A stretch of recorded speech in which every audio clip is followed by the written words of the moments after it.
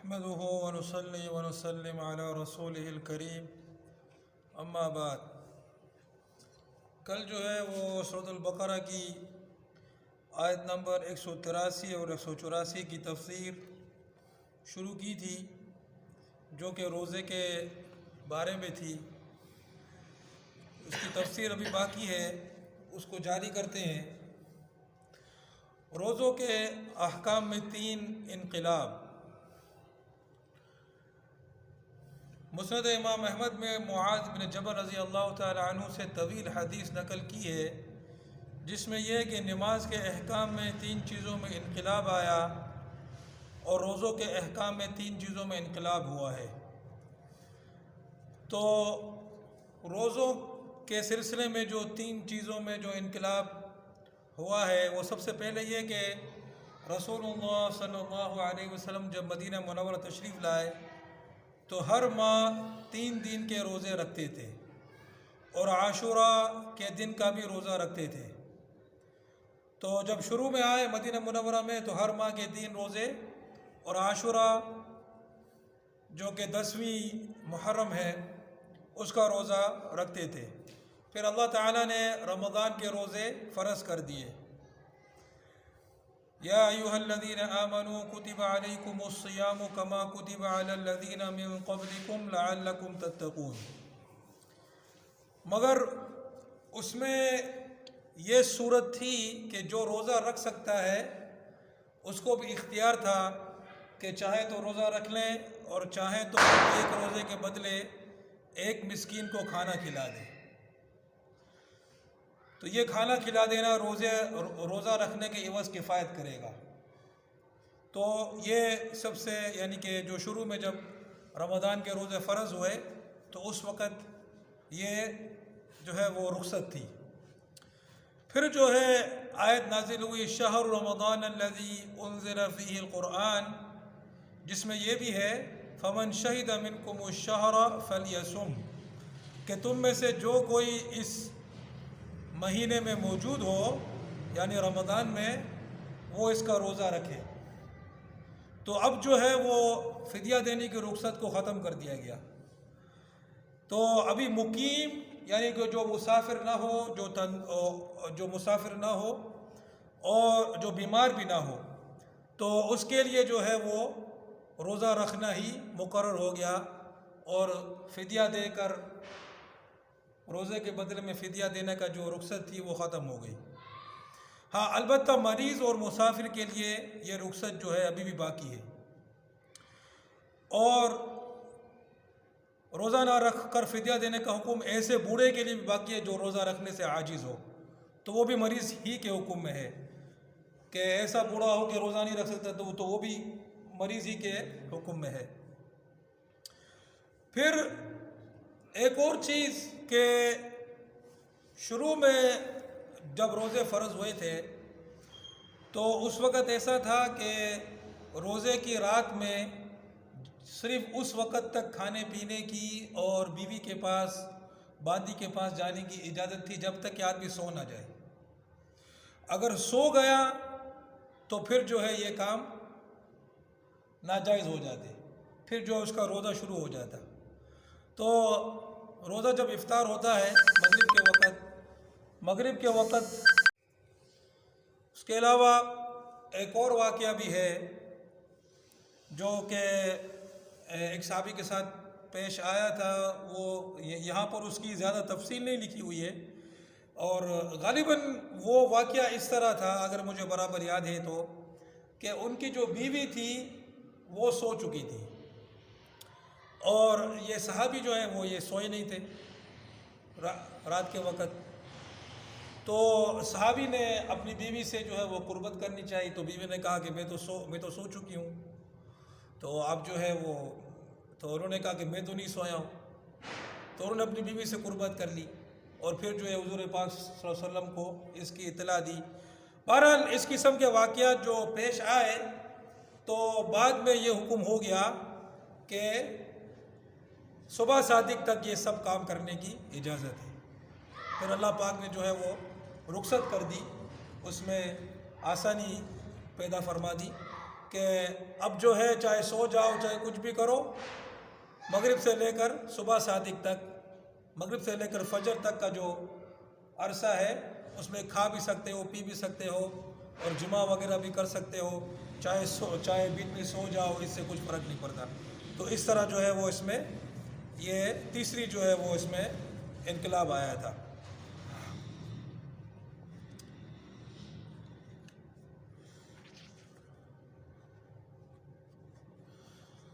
فمن تطوع خیرا فهو خیر اللہ، جو کوئی بھی شخص اپنی خوشی سے کوئی نیک کام کرے گا تو یہ اس کے لیے بہتر ہے۔ یعنی کہ رمضان کے روزے تو فرض ہیں، اس کے علاوہ اگر کوئی اپنی خوشی سے نفل روزے رکھتا ہے تو وہ اس کے لیے بہتر ہے۔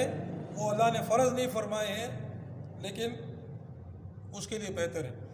ایک شخص نے رسول پاک علیہ السلام سے اسلام کے بارے میں پوچھا، مشہور حدیث ہے، تو آپ نے اس کو 5 نمازیں جب بتائیں تو اس نے کہا کہ اس کے علاوہ بھی کوئی اور فرض ہے؟ تو رسول پاک علیہ السلام نے فرمایا کہ نہیں، الا ان تطوع، کہ اس کے علاوہ کوئی اور فرض نہیں ہے، ہاں تم اپنی خوشی سے جتنا پڑھنا چاہو پڑھ سکتے ہو۔ اسی طرح رمضان کے روزے کے بارے میں بھی فرمایا کہ اس کے علاوہ کوئی اور چیز فرض نہیں ہے، ہاں تم اپنی خوشی سے جو کرنا چاہو، جتنا کرنا چاہو تم کر سکتے ہو۔ تو یہ جو ہے وہ نفل عبادات کا ذکر ہے۔ اور ایک مطلب یہ بھی ہے کہ ایک روزے کا فدیہ ایک مسکین کو کھانا دینا ہے، اگر کوئی شخص اپنی خوشی سے زائد دے دے تو وہ بہتر ہے۔ ایک یہ بھی مطلب ہے۔ تو آیت کے آخر میں فرمایا وَأَن تَصُومُوا خَيْرٌ لَكُمْ إِن كُنتُمْ تَعْلَمُونَ، کہ جو تندرست ہیں اور مقیم ہیں ان کو اس وقت روزہ نہ رکھنے اور فدیہ دینے کی اجازت تو تھی، لیکن ان کے حق میں بھی یہی بہتر تھا کہ وہ روزہ رکھیں۔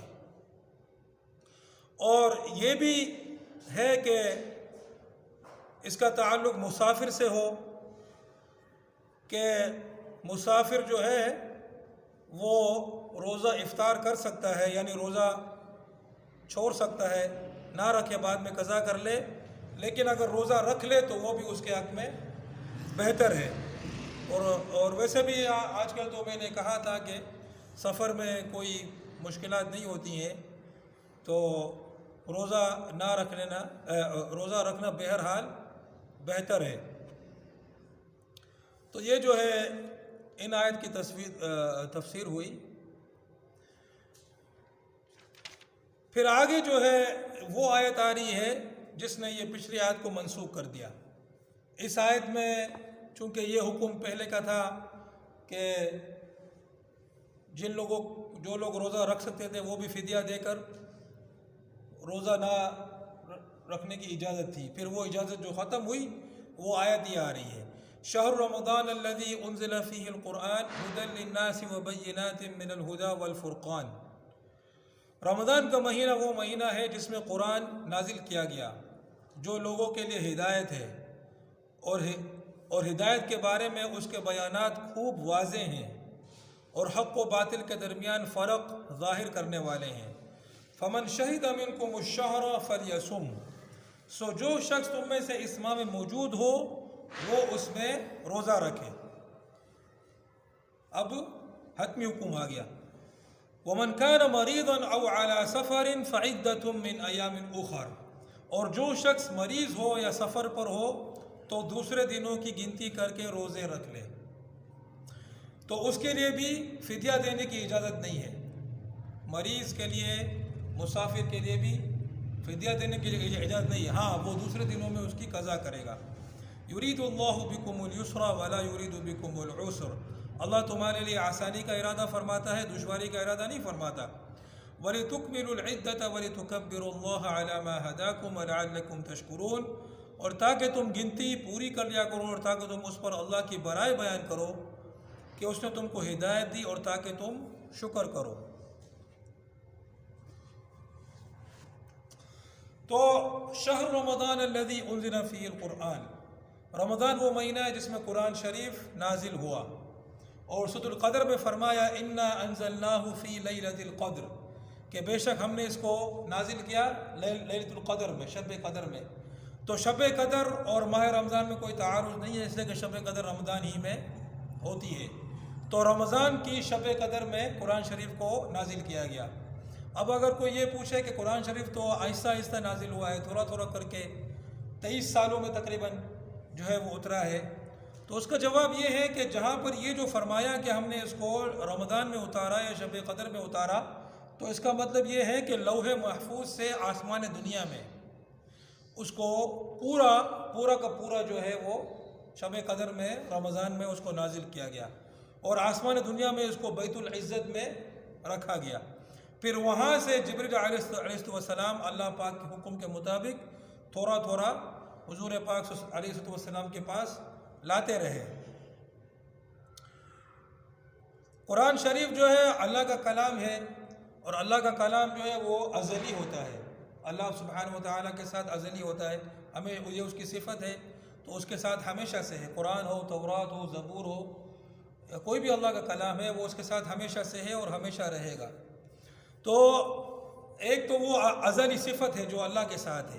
پھر اللہ رب العزت نے لوح محفوظ میں، جب اللہ پاک نے لوح محفوظ کو پیدا فرمایا، تو جہاں پر لوح محفوظ میں قیامت تک کے احوال کو لکھ دیا، اللہ پاک نے اپنا کلام بھی اس کے اندر جو ہے وہ لکھوا دیا قلم کے ذریعے سے۔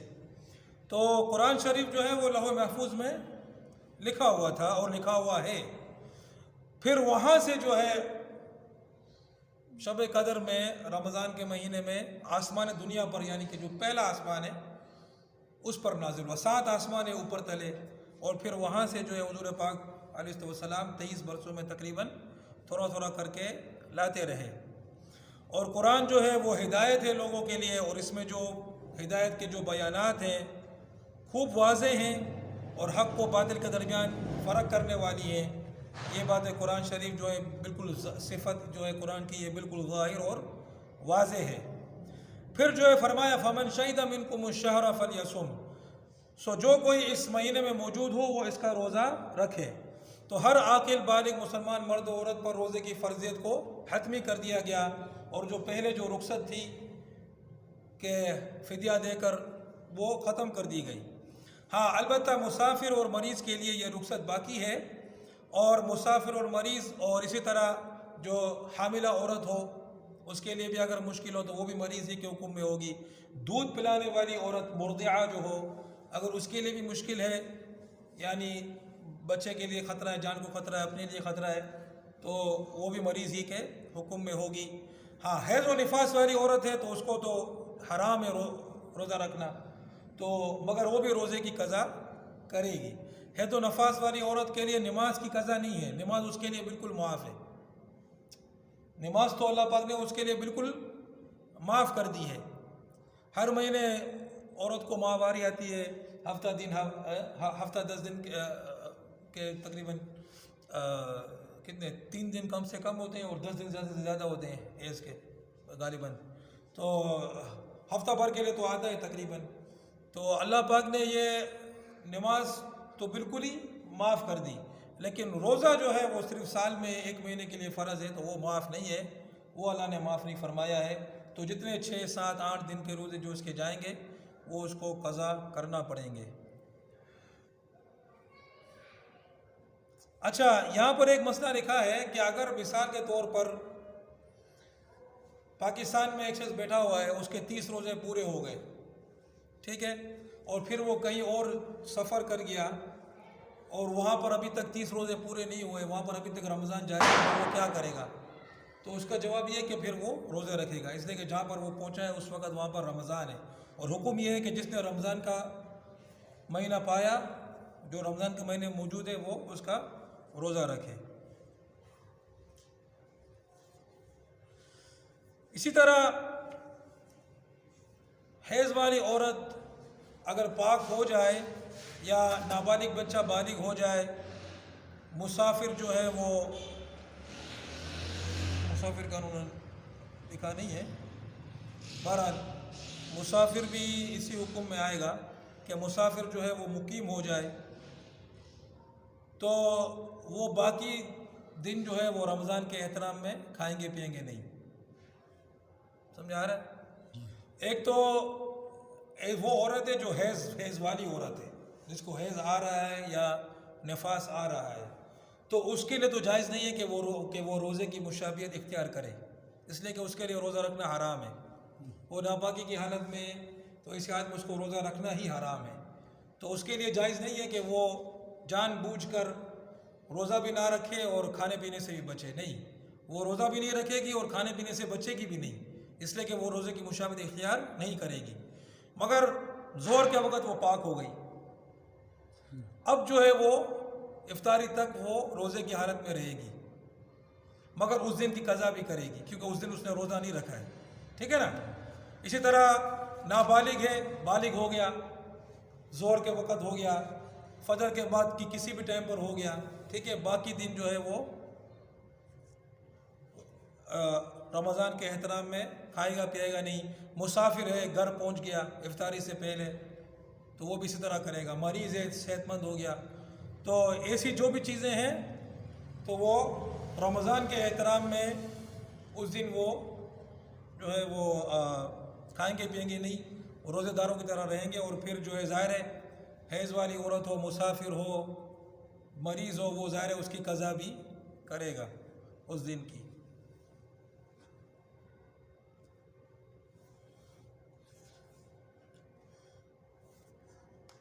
اچھا، یہاں پر فرمایا کہ جو مریض ہے اور سفر میں ہے وہ اپنی گنتی پوری کر لے، اور یہ نہیں فرمایا کہ لگاتار گنتی پوری کرے. تو قضا روزے کے لیے یہ ضروری نہیں ہے کہ آدمی جو ہے وہ ایک کے بعد ایک رکھتا چلا جائے. 10 روزے قضا ہیں، 5 کر لی، 5 بعد میں کر لی، اس کی گنجائش ہے. ٹھیک ہے.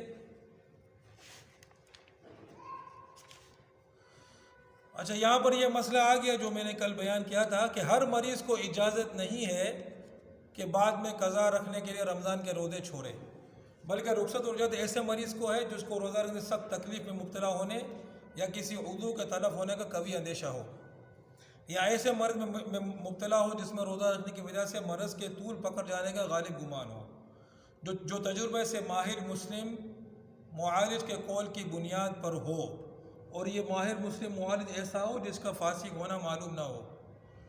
سمجھے نا؟ یہ چھوٹے موٹے مرض کے لیے جو ہے روزہ نہ رکھنا جائز نہیں ہے، اور مرض کا بہانہ کر کے یا ڈاکٹروں کے کہہ دینے سے، تو ہر ڈاکٹر کا قول بھی اس میں معتبر نہیں ہے. فاسق ڈاکٹر ہو اس کا قول معتبر نہیں ہے، کافر ہو اس کا قول معتبر نہیں ہے، بلکہ آدمی جو ہے وہ دیندار ڈاکٹر جو سمجھتا ہو، جس کے اندر خوف خدا ہو، سمجھے، وہ اگر کہے کہ بھائی روزہ رکھنا جو ہے وہ تمہارے لیے نقصان دہ ہے، تمہارا مرض جو ہے بڑھ جائے گا وغیرہ وغیرہ، تو پھر جو ہے وہ اس کو اس بات کی اجازت ہوگی. اور اس طرح سفر کے بارے میں بھی میں نے کہا تھا کہ شرعی سفر ہونا چاہیے، وہ بھی یہاں مسئلہ لکھ دیا ہے کہ 48 میل جو میں نے ذکر کیا تھا، چھوٹا موٹا سفر جو ہے یہاں سے بنارس جا رہا ہے، تو یہ کوئی سفر نہیں ہے. داڑھی تک ہو شاید، داڑھی 50 میل، داڑھی کا شاید 50 میل ہوگی داڑھی. میرے خیال میں لاٹھی 50 میل نہیں ہے، کم ہے نا، 40 میرے خیال میں تو لاٹھی کم ہے. سمجھے؟ لیکن یہ حیدرآباد تو یقیناً ہے. اب گاڑی کا سفر ہے. تو اس میں بھی جیسا کہ کہا نا کہ قضا نہیں کرے، کیونکہ یہ قضا کرنا اس کو یہ ہے نا، لیکن رمضان میں روزہ رکھ لینا بہتر ہے. اور وجہ اس کی یہ کہ اب تو رمضان کی برکت اور نورانی سے محرومی نہ ہوگی، تو سب مسلمانوں کے ساتھ مل کر روزہ رکھنے میں آسانی ہوگی، اور بعد میں تنہا روزہ رکھنا مشکل ہوگا. یہ ہم لوگ کل اس بارے میں بات کر رہے تھے. اور تو یہ جی کفارے کے جو روزے اس کو لگاتار رکھنے ہوتے ہیں. کفارے کے روزے لگاتار وہ لگاتار ہوتے ہیں. ایک روزے کے چھوٹ کے درمیان میں پھر دوبارہ شروع کرنا پڑے گا. تو یہ میں نے کہا تھا پہلے بھی کہ آدمی سفر میں روزے کو نہ چھوڑے اور خواہ مخواہ میں سفر بھی نہیں کرے. سمجھے؟ وہ میں نے انہوں کو مثال دی تھی کہ وہ خواہ مخواہ میں لوگوں کو نکالنے کی کوشش کرتے ہیں اور رمضان کے آخری 10 دنوں میں تو زیادہ ہی ان کی کوشش ہوتی ہے. پھر ظاہر ہے پھر ایسی حالت میں ایک تو تراویح کے قرآن شریف بھی پورا آدمی نہیں سماعت کر سکتا. آدمی جو ہے وہ پھر وہ نکلے گا، پھر اس کو بولیں گے کہ بھائی اب تم سفر میں ہو، روزہ افطار کر دو، یہ وہ ساری بالکل غلط باتیں ہیں. اب تو سفر بھی آسان ہے، یہ گاڑی میں سفر ہے. اور جو اس قسم کی چیزیں کرتے ہیں اور پھر لوگوں سے روزے چھڑواتے ہیں، تو وہ روزہ چھوڑنے والا اور پھر بعد میں ظاہر ہے وہ قضا رکھے گا نہیں رکھے گا، اس کا کیا پتہ. جو قصدن روزے توڑنے جو کفارے میں آتے ہیں نا، قصدن روزہ قصداً روزہ